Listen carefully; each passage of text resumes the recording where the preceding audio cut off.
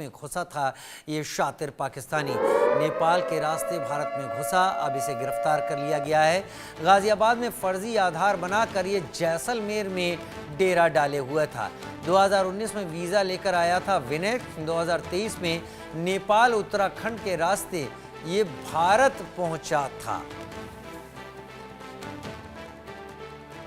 पाकिस्तान से बिना वीज़ा के जैसलमेर पहुंच गया ये शख्स। अगर एक शख्स इतनी आसानी से भारत में पहुंच सकता है बिना वीज़ा लिए, तो इस तरीके के और कितने पाकिस्तानी भारत के अंदर हैं और वो क्या करने के लिए भारत में मौजूद हैं? क्या उनके बारे में किसी को कोई खबर है? आशीष दीक्षित मेरे सहयोगी न्यूज रूम से मेरे साथ जुड़ गए हैं। आशीष, विस्तार से बताइए इस खबर के बारे में। इस शख्स का नाम विनय कपूर है और ये रहीम खान जो जिला है वहां पाकिस्तान का रहने वाला है। और ये शख्स जो है पहले नेपाल जाता है, नेपाल से उत्तराखंड आता है, उत्तराखंड के बाद ये गाजियाबाद आता है। गाजियाबाद में एक सचिन चौधरी नाम का शख्स इसकी मदद करता है और बैंक के कागजात बनवाता है, आधार कार्ड बनते हैं। तीन बैंक में बैंक कैसे बन जाते हैं, बैंक के कागजात, पासबुक कैसे बन जाती है, ये बड़ा सवाल है।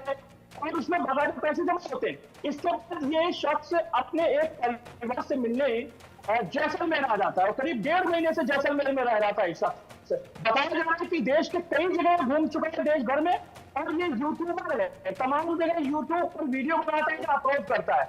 अब ये समझने वाली बात है कि ये रहीम यार खान जो जिला है पाकिस्तान में जिले की लोकेशन बड़ी अजीब है। ये जिला जैसलमेर से लगा हुआ जिला है और बिल्कुल बॉर्डर एरिया का जिला है। क्या इसकी प्लानिंग कारों के नीचे से, क्योंकि वापस इस रास्ते से नहीं जा सकता था जिस रास्ते से रह रहा था, यानी कि उत्तराखंड नेपाल के रास्ते से, तो क्या ये कारों के नीचे से अपने देश, अपने मुल्क वापस जाना चाहता था या इसकी प्लानिंग थी कि अपने रिश्तेदारों के साथ और यहीं पर घुल मिलकर यहीं पर रहने की प्लानिंग थी? जैसलमेर में 1.5 महीने से शख्स रह रहा था।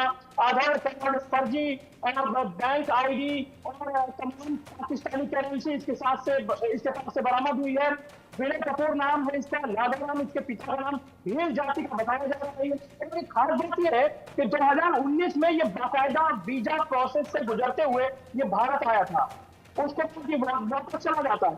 2023 के आसपास इसकी सचिन चौधरी नाम के शख्स से दोस्ती होती है। उसके बाद ये तुम्हें हमें बताने की जरूरत नहीं है कि इस पे रहेंगे। आशीष जी जुड़े। जिस रूट से सीमा हैदर आई थी, हालांकि वो रूट गोरखपुर के जरिए था, लेकिन नेपाली माध्यम था और ये भी रूट नेपाली माध्यम बना और वो उत्तराखंड होते हुए, गाजियाबाद होते हुए उसके बाद जैसलमेर आ जाता है ये शख्स। बताते आ रहा है, दावा तो यहाँ तक किया जा रहा है कि ये प्रधानमंत्री नरेंद्र मोदी की 4 जून को एक रैली होती है और 2024 में उस रैली में भी ये शख्स पहुंचता है, बाकायदा फोटो खिंचवाता है। ये शख्स तमाम बड़े मंदिरों में भी जा चुका है भारत के। क्या इसकी प्लानिंग थी, ये बहुत अहम सवाल है। सवाल सुरक्षा एजेंसियों पर भी है कि किस तरीके से बॉर्डर पर चेकिंग होती है, चाहे वो चौधरी बॉर्डर हो, गोरखपुर वाला, चाहे वो उत्तराखंड में बॉर्डर हो, जहाँ पर लगभग हल्की फुल्की चेकिंग के बाद यहाँ से उत्तराखंड से शख्स जो घूमने आप जाते हैं वो नेपाल चले जाते हैं और नेपाल से भारत चले आते हैं। क्या तो वजह रही, क्या सिक्योरिटी फेलियर रहा, क्या वजह रही जिसकी बदौलत विनय कपूर पाकिस्तान से वाया नेपाल, उत्तराखंड और पूरे मुल्क में घूमता रहता है। उसके बाद फिर जैसलमेर अपने रिश्तेदार क्या पहुंच जाता है। तमाम अपडेट्स है। ये जो नीली जैकेट वाला शख्स हम दिखा रहे हैं, ये नीली जैकेट पहने वाला शख्स जो है यही विनय कपूर है। अच्छा, ये नीली टी शर्ट वाला विनय कपूर है आप कह रहे हैं? नीली टी शर्ट वाला विनय कपूर है। 1.5 महीने से जैसलमेर में रह रहा था। यूट्यूब पर बताया जा रहा है, बाकायदा एसपी ने खुफिया इंटेलिजेंस के आधार पर इसको गिरफ्तार किया है और जैसलमेर जाने का इसका मकसद एक तो कुछ रिश्तेदार उसके वहां रहते हैं, क्योंकि जैसलमेर का जो कल्चर है और जो रहीम खान यार है, रहीम खान यार नाम है उसका। रहीम खान यार जो जिला पाकिस्तान में है, वो जिले में दोनों की रहन सहन, क्योंकि रेगिस्तानी जिले हैं, दोनों का खान पान लगभग एक जैसा है, भील समुदाय से है, और इस रास्ते वो अपने घर वापस जाना चाह रहा था। लेकिन इससे पहले वो कोई प्लानिंग करता, पुलिस के हाथ से चढ़ गया, इंटेलिजेंस के हाथ से चढ़ गया और उसको पकड़ लिया गया है। तमाम चीजें उससे पूछताछ की जा रही है। अब देखने वाली बात होगी कि कहां हो गया, क्या उसका कोई प्लानिंग, कोई मकसद था, सचिन चौधरी से उसकी दोस्ती कैसे हुई, मुलाकात कैसे हुई, जिसकी वजह से वो इंडिया आया, उसका आधार कार्ड बना, वीजा बना, अवैध वीजा जिस तरीके से उसको मुहैया कराया गया, तमाम वो चीजें हैं, अभी पड़ताल बाकी है। लेकिन क्या ये रूट एक सुनहरा रास्ता बन गया है अवैध घुसपैठियों के लिए? क्योंकि कोई बड़ी जांच पड़ताल नहीं होती, कोई सेटिंग नहीं होती है, तो क्या ये माध्यम बन चुका है, ये रास्ता नेपाल? क्योंकि नेपाल पर कई तरीके से सवाल होते हैं कि तमाम आतंकी संगठन से जुड़े हुए लोग नेपाल का रास्ता भारत में आने के लिए इस्तेमाल करते हैं, बांग्लादेश का रास्ता इस्तेमाल करते थे, लेकिन बांग्लादेश बॉर्डर पर सघन चेकिंग होती है, लगातार चेकिंग होती है और पाबंदी बढ़ा दी गई है। लेकिन नेपाल के बॉर्डर पर ऐसी कोई खास चेकिंग नहीं है, ऐसी कोई खास पाबंदी नहीं है, लेकिन इसी का फायदा उठाकर जो आतंकी मंसूबे जिनके हैं वो इस रास्ते का इस्तेमाल करते हैं। हाँ जी भाई। आशीष, ये एक बार फिर हमारे दर्शकों के लिए साफ कीजिए, एक बार फिर से, मतलब ये कि नीली टी शर्ट वाला तो ये शख्स है जो भारत में अवैध तरीके से आया और जिसको अब इंटेलिजेंस एजेंसी से पूछताछ कर रही हैं।